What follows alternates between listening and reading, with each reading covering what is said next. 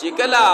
سحر شي سبا شي او د انور راخیږي نو یو دوه فرښتې چې دي هغه ور سره ایدالتا او دغه فرښتې اعلان کوي یو فرښتہ اعلان کوي بل چې هغه په امین وای هغه فرښتہ وای الله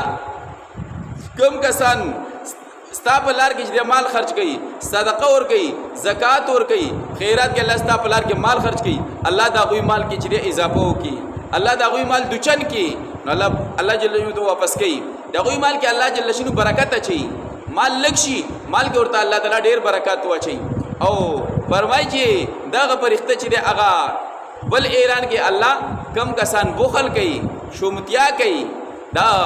الله جل جلاله ورکړی شوی مال نه حق د الله نه ادا کوي الله وی دا غوي مال چې هغه هلاک کی نو پر بل فرښتہ په امین وای رسوک بخل کوي شومتیا کوي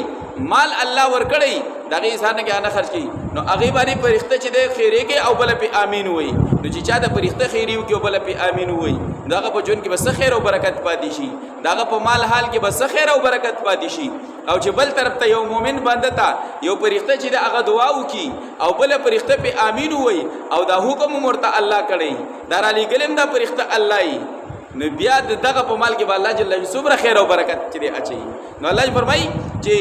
دغه مال کې چې الله جل جلاله خیر او برکت اچي او د اهل مکه ولا د مال او د اسباب د وجنه د قران نه چې انکار وکړو نو الله جل فرمایي دغه مال دا د دې چې د هلاکت سبب وګرځیدو هم دغه طریقه ده چې ډیر زلا د مال او اسباب اهل عیال د سړي د هلاکت سبب وګرځيږي او ډیر زلا مال اسباب د یو انسان د نیکبختی چې د هغه صفت چې هغه